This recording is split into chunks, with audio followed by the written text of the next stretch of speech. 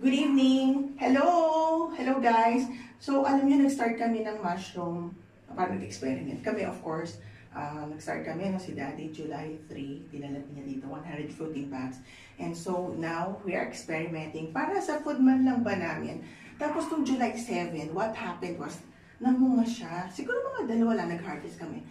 That was July 7. So ngayon, ano na ngayon, di ba? July 10. So ang tawag dito guys, fruiting bags. Pero ang kind of mushroom is oyster mushrooms. So, di ba ang cute-cute naman? Tinan nyo naman, oh. Kita mo, oh. Namumunga na siya. So, parang very happy lang ba? Nakakatuwa kasi. Oo, syempre nangangarap rin kami na palang araw, magkaroon ng mabenta, di ba? And then, so what will happen is that